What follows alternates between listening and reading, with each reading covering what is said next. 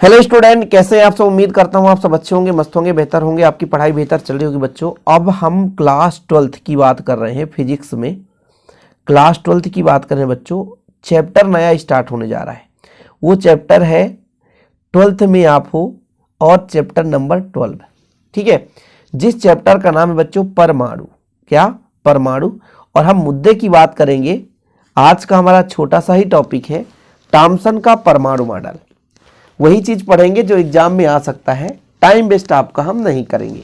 हालांकि 11th class में आप लोग इस मॉडल को अच्छे तरीके से पढ़ चुके हैं केमिस्ट्री में, लेकिन फिर भी आप 12th फिजिक्स में ये पढ़ने जा रहे हैं परमाणु चैप्टर से थॉम्सन का परमाणु मॉडल। ये थॉम्सन साहब थे, सबसे पहले परमाणु का मॉडल इन्होंने ही 1898 में प्रस्तुत किया। मैंने एक कम्युनिटी में पोस्ट किया था कि सबसे पहले परमाणु मॉडल किसने दिया था, तो सबने लगाया था रदरफोर्ड ने। भैया सबसे पहले जो परमाणु मॉडल आया वो थॉम्सन का था। थॉम्सन के बाद रदरफोर्ड द्वारा दिया गया। देखो ये 1898 की बात है, और जब रदरफोर्ड की बात आई तो रदरफोर्ड का जो परमाणु मॉडल है वो आया 1911 में। कब आया? 1911 में। तो भाई 1898 में ये थॉम्सन के द्वारा दिया गया और 1911 में जो दिया गया वो रदरफोर्ड। तो भैया सबसे पहले कौन आया, आप ही बताओ। थॉम्सन का परमाणु मॉडल। और थॉम्सन ने बहुत ही सिंपल तरीके से समझाया था, जो कि बाद में उनका जो ये मॉडल है वो अमान्य कर दिया गया। कि देखो जो हमारा परमाणु है, देखो जरा, इसमें ये गोलाकार आकार का है ना। बाद में कहा तरबूज के आकार का, इसलिए इसे तरबूज मॉडल भी कहते हैं।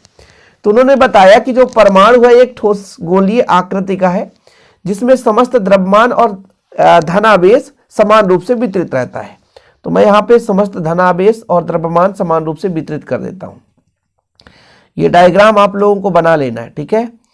डायग्राम आप लोगों को बना लेना है। ये देखो, उन्होंने कहा कि कोई भी परमाणु, बस सिंपल है। 1898 में जे थॉम्सन ने अपना मॉडल प्रस्तुत किया।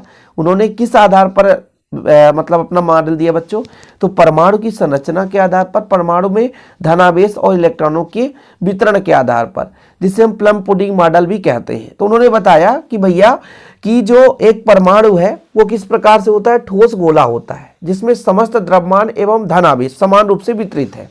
और जिस प्रकार से तरबूज में यानी आपने देखा होगा कि तरबूज के बीचों बीच गूदा होता है ना, उसके बीच में दाने धसे रहते हैं, उसी प्रकार से जो इलेक्ट्रॉन है इसके बीच में धसे हैं। जैसे यहाँ पे इलेक्ट्रॉन है, यहाँ पे इलेक्ट्रॉन है, यहाँ पे इलेक्ट्रॉन है, यहाँ पे इलेक्ट्रॉन है, यहाँ पे बीच में इलेक्ट्रॉन है, माइनस है तो इलेक्ट्रॉन, ये लो यहाँ पे इलेक्ट्रॉन हम बना दिए।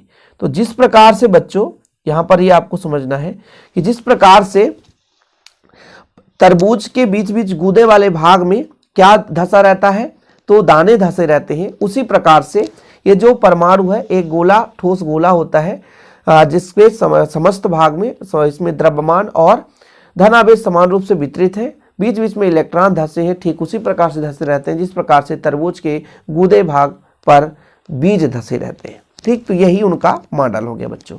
लिखना कैसे, बिल्कुल चिंता ना करें। सन 1898 में जे थॉम्सन ने परमाणु के अंदर इलेक्ट्रॉनों और धनावेशों की व्यवस्था की व्याख्या करने का प्रयास किया और उन्होंने एक परमाणु मॉडल प्रस्तुत किया, जिसे थॉम्सन का प्लम पुडिंग मॉडल कहते हैं। इस मॉडल के अनुसार परमाणु एक ठोस गोला होता है, जिसमें समस्त द्रव्यमान एवं धनावेश समान रूप से वितरित होते हैं। बीच बीच में इलेक्ट्रॉन उसी तरह धसे होते हैं या अंतः स्थापित होते हैं जिस तरीके से तरबूज के अंदर उसके गूदे में बीज धसे होते हैं बच्चों, उसी प्रकार से इलेक्ट्रॉन जो है ना, पूरे परमाणु के धनावेश केंद्र के बीच में धसा रहता है। तो ये हो गया आपका थॉम्सन का परमाणु मॉडल। ज्यादा समय लेते नहीं भाई, बहुत ज्यादा कुछ है नहीं इसमें। सफलता मतलब इससे क्या निकाला जा सकता है, इस परमाणु द्वारा तापायनिक उत्सर्जन, प्रकाश विद्युत प्रभाव तथा आयनीकरण की क्रिया को सफलतापूर्वक समझा जा सकता है। किसके आधार पर? थॉम्सन के परमाणु मॉडल के आधार पर। लेकिन दोष भी है कि इस मॉडल द्वारा हाइड्रोजन परमाणु के स्पेक्ट्रम की स्पेक्ट्रमी रेखाओं की श्रेणी उत्पत्ति नहीं की जा सकती, मतलब स्पेक्ट्रम की व्याख्या इसके माध्यम से नहीं किया जा सकता। और बच्चों रदरफोर्ड के अल्फा कण के प्रकीर्णन का प्रयोग है ना, यहाँ पर देखो अल्फा कणों का अधिक कोण से जो प्रकीर्णन होता है उसकी व्याख्या नहीं कर सकते। कुल मिलाकर के रदरफोर्ड के प्रयोग में हम इसका व्याख्या इस परमाणु के आधार पर नहीं कर सकते। तो ये इसकी दोष भी थी। तो इसमें ज़्यादा है ही नहीं यार, 4-5 मिनट का तो लेक्चर है। थॉमसन का परमाणु मॉडल आप लोग तैयार कर लेना। वीडियो पसंद आए तो लाइक करके शेयर करना। एक छोटा सा टॉपिक है, कम मिनट में आपको क्लियर करने के लिए कोशिश करता हूं। वीडियो पसंद आए तो लाइक करके शेयर जरूर करें और ऐसे वीडियो पाने के लिए चैनल को सब्सक्राइब कर लें बच्चों। अध्याय 12 स्टार्ट हो चुका है परमाणु, बहुत ही जल्द ये भी समाप्त हो जाएगा। जय हिंद, वंदे मातरम।